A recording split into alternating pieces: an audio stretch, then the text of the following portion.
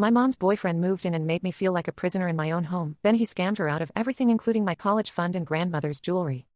I, 14 female, am using my mother's account to write this.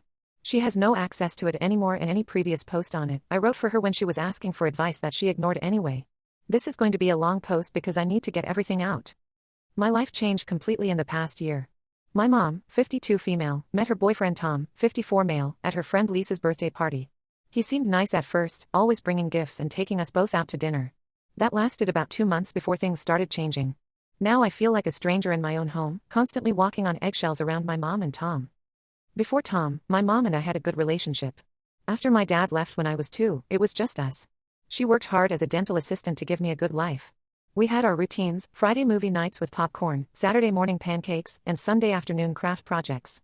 She never missed a parent-teacher conference and always made time to help me with homework. Even when she dated occasionally, she always put me first and made sure I was comfortable with whoever she was seeing. Everything changed last September when she met Tom. Lisa introduced them, saying Tom was an old friend going through a divorce. He came across as charming and thoughtful at first. He brought me books because my mom mentioned I love reading, and he even helped me with my science project. Looking back, I realized this was all an act to win us over. The problem started small. Tom began staying over more frequently. At first it was just weekends, then a few weekdays, and now he practically lives here. I can't even go downstairs to grab water or move freely in my own house without being told to go back to my room so they can have their private moments. It's pretty obvious what they're doing and it makes me extremely uncomfortable. What bothers me most is how my mom changed completely since meeting him. She treats him like a king, making him special drinks every morning to ease his hangovers from all his drinking. He drinks heavily every night, sometimes starting as early as 4 p.m. When I mentioned this to my mom, she defended him saying he's just stressed from work. But when I feel sick or need anything, she barely notices. Last week I had a terrible sore throat and fever. I told her multiple times I wasn't feeling well, but she just ignored me. That same evening, Tom mentioned having a headache from drinking too much, and she immediately jumped up to make him soup and get him medicine. Our house used to be peaceful and organized. Now it's filled with Tom's stuff everywhere, his shoes scattered in the hallway, empty beer cans on the coffee table, his dirty laundry in the living room. My mom used to be particular about keeping the house clean, but now she just follows behind him picking up his mess without complaining. The drinking is getting worse. Tom claims he works in real estate, but I've never seen him actually go to work. He spends most days at our house, drinking and watching TV. By evening, he's usually drunk and loud. He invites his equally drunk friends over without warning, and they take over our living room until late at night. My mom acts like this is perfectly normal. My mom spends all her time either with Tom or texting him. Even when she's supposedly spending time with me, she's constantly checking her phone. Last month on my birthday, she promised we'd have a special mother-daughter dinner. We used to go to this Italian restaurant every year for my birthday, just the two of us. This year, Tom showed up drunk halfway through, and instead of asking him to leave, she invited him to join us. He spent the whole time talking about his problems with his ex-wife and how she's trying to ruin his life. My birthday dinner turned into another therapy session for Tom. I tried talking to my mom about how uncomfortable I am with the situation. Her response is always the same, she shrugs and says there's nothing she can do. She acts like she has no control over her own house or life. When I reminded her about our Friday movie nights, she said we needed to be more flexible now that Tom was part of our lives. We haven't had a movie night in 3 months. The worst part is how they act like I'm intruding in my own home. If I'm watching TV in the living room and Tom comes over, my mom tells me to go to my room because they need privacy. They take over the entire house, playing loud music or watching TV at full volume until late at night. When I complained about not being able to sleep because of the noise, my mom told me to use earplugs. Tom has a really sketchy past too. I overheard him talking to my mom about owing money to people and having legal problems. His ex-wife called our house multiple times warning my mom about him, but she refuses to listen. She says his ex-wife is just jealous and crazy. But I found papers in the kitchen showing he hasn't paid child support for his kids in over a year. When I tried to show these papers to my mom, she accused me of snooping and said I should mind my own business. My grades started dropping because I can't concentrate on homework with all the chaos at home. When my teacher called my mom about it, she blamed me for not trying hard enough. She didn't even mention how I'm up until 2 a.m. most nights because of their noise. I tried studying at the library after school, but my mom got mad because she wants me home where she can keep an eye on me. But when I'm home, she ignores me unless she needs me to do something for Tom. Last week, I heard Tom talking about moving in permanently. My mom seemed excited about the idea, but never once asked how I felt about it. When I tried to voice my concerns, she cut me off and said I was being selfish and needed to give Tom a chance. She doesn't see how he looks at me when she's not around, like I'm an annoyance he has to tolerate. I miss my old mom. The one who used to care about my life and feelings. Now everything is about Tom, his problems, his needs, his comfort.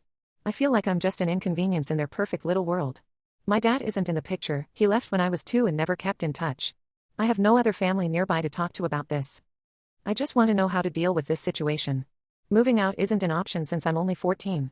I tried talking to my school counselor, but she just suggested family therapy, which my mom refused because she says there's nothing wrong with our family dynamic. I feel trapped and don't know what to do anymore. Update 1. First, I want to thank everyone who responded to my original post. Your advice and support meant a lot to me. A lot has happened in the past 2 weeks, and none of it is good. I probably should have listened to those who warned me that things would get worse. Things started spiraling after I posted. My mom found out I talked to my school counselor about our home situation. She went through my phone while I was sleeping and read all my texts, including messages to my best friend Sarah where I complained about Tom. She completely lost it. I woke up to her screaming at me, waving my phone in my face, demanding to know why I was trying to ruin her life. She took away my phone, saying I was trying to destroy her relationship and make her look bad to everyone. She went through everything on my phone, my social media, my emails, even my school assignments. She found the notes I kept about Tom's behavior and the recordings I made of their late-night arguments. I started keeping these records after reading advice online about documenting toxic situations. When she found these, she called me manipulative and said I was acting just like Tom's ex-wife, trying to gather evidence against him. The next day, Tom moved in officially. My mom didn't even ask me how I felt about it.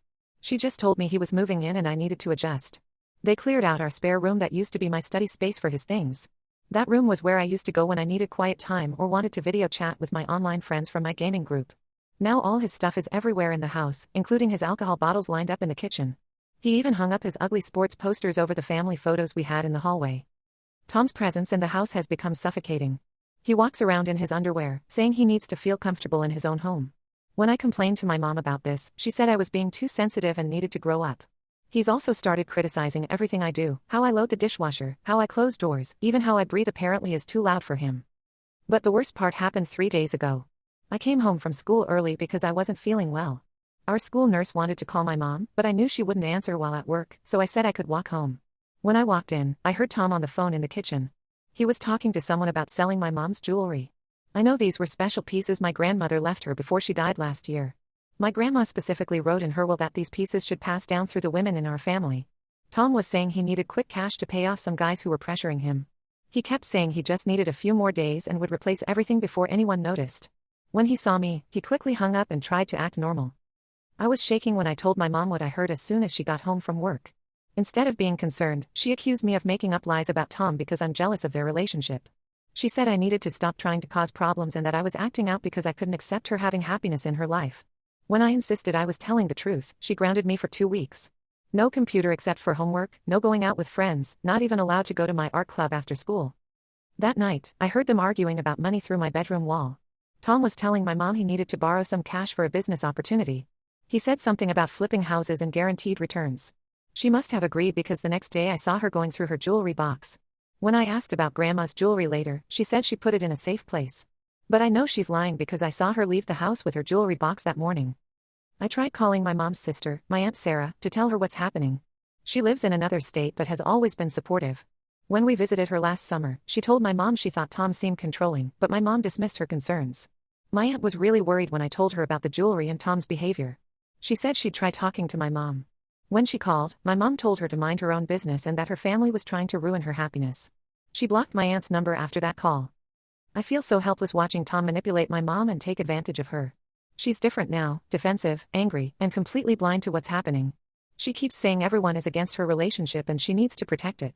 Meanwhile, I'm stuck in my room most of the time, trying to avoid their fights about money and Tom's drinking.